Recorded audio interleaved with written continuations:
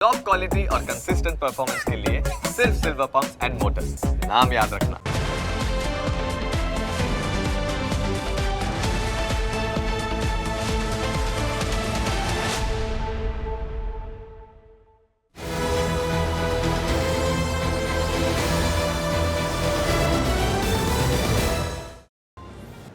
શું તમને ખ્યાલ છે કે ડોર ટુ ડોર કલેક્શન વાનમાં તમે નાખેલો કચરો ક્યાં જાય છે અને એનું શું થાય છે?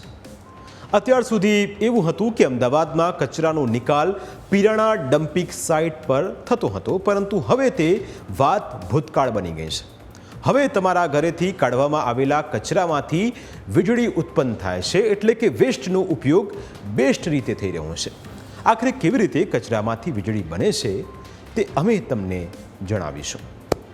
તમારા ઘરના કચરામાંથી હવે કોઈના ઘરમાં અજવાળું થઈ રહ્યું છે.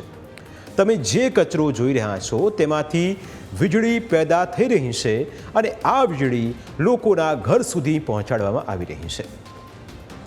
અમદાવાદના પીપળજમાં આવેલો આ છે વેસ્ટ ટુ એનર્જી પાર્ક.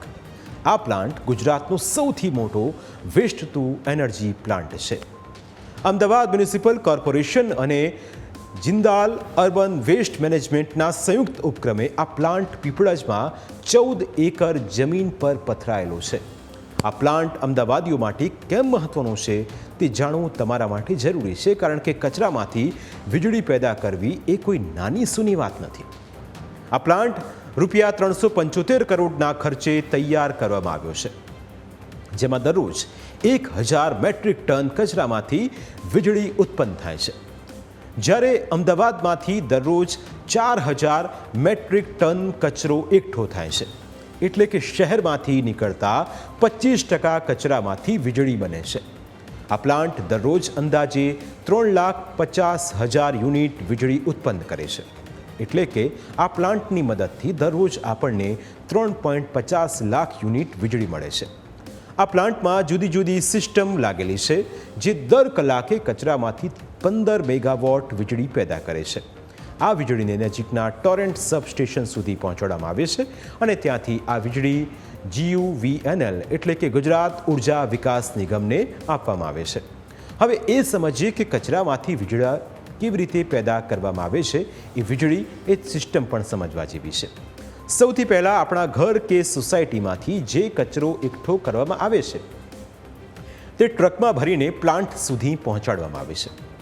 આ કચરાને એકત્રિત કરવા માટે અહીં 4 મોટા MSW એટલે કે મ્યુનિસિપલ સોલિડ વેસ્ટ પીટ બનાવાયા છે, જેને આપણે સરળ ભાષામાં કચરો ભેગો કરવાનો ભંડાર કહી શકીએ. આ દરેક પીટનો જે કેપેસિટી છે એ 250 મેટ્રિક ટન છે, એટલે કે અહીં કુલ 1000 મેટ્રિક ટન કચરો સ્ટોર થઈ શકે છે.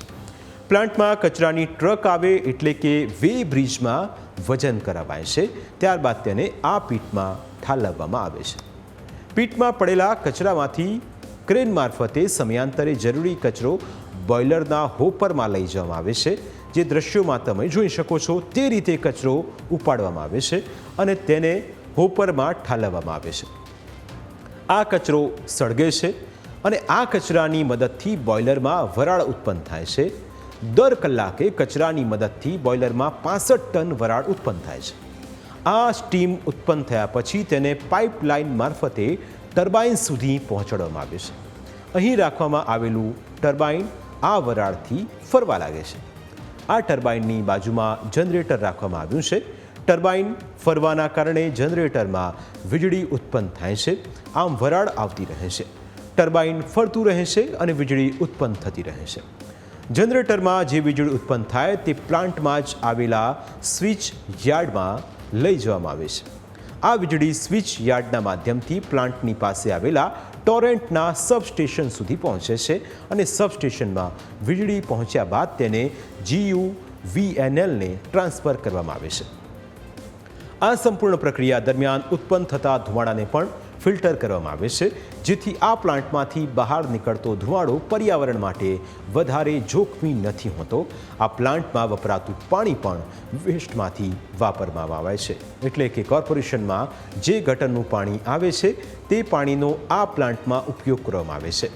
અહીં ટર્બાઇનમાં અને કુલિંગ ટાવરમાં પણ આ જ પાણી વાપરવામાં આવે છે. આ પ્લાન્ટ વેસ્ટમાંથી બેસ્ટ તો છે જ, પરંતુ સાથે સાથે સરકારની તિજોરી માટે પણ ખૂબ ફાયદાકારક છે. તેને એવી રીતે સમજી શકાય કે 1 ટન કોલસામાંથી 600 કિલો કાર્બન ડાયોક્સાઇડ પણ ઉત્પન્ન થાય છે, જ્યારે આ પ્લાન્ટમાંથી 1 મેગાવોટ વીજળી ઉત્પન્ન થાય છે અને 218 કિલો જ કાર્બન ડાયોક્સાઇડ ઉત્પન્ન થાય છે, જે પર્યાવરણ માટે ખૂબ ફાયદાકારક છે. અહીં સમગ્ર પ્લાન્ટનું સંચાલન કરતો કંટ્રોલ રૂમ આવેલો છે, જેમાં આખી પ્રક્રિયાનું મોનિટરિંગ થાય છે. પ્લાન્ટમાં દરેક મહત્વની જગ્યાએ લગાવેલા સીસીટીવી ફૂટેજ અહીં દેખાય છે.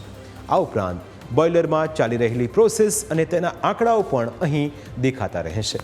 પ્લાન્ટમાંથી બહાર નીકળતા ધુમાડાનું પણ અહીં જ ઓબ્ઝર્વેશન થાય છે. અહીં લાલ લાઇટથી 2 મોટા આંકડાકીય ઇન્ડિકેશન ગોઠવવામાં આવ્યા છે. એક આંકડો દર કલાકે કેટલા યુનિટ વીજળી ઉત્પન્ન કરી છે તે દર્શાવે છે, જ્યારે બીજો આંકડો ફ્રીક્વન્સી કેટલી છે તે દર્શાવે છે. આપણા અમદાવાદમાં આવેલો આ પ્લાન્ટ લોકો માટે ખૂબ જ ફાયદાકારક છે, કારણ કે અગાઉ પિરાણા ડમ્પિંગ સાઇટ પર જેટલો કચરો એકઠો થતો હતો તેના કારણે સ્થાનિકોને ખૂબ જ મુશ્કેલીનો સામનો કરવો પડતો હતો. કચરાની દુર્ગંધથી લોકો હેરાન પરેશાન હતા. જોકે હવે આખા અમદાવાદનો 25% કચરામાંથી વીજળી બને છે, જે વિકસતા ગુજરાતની એક ઝલક દર્શાવે છે.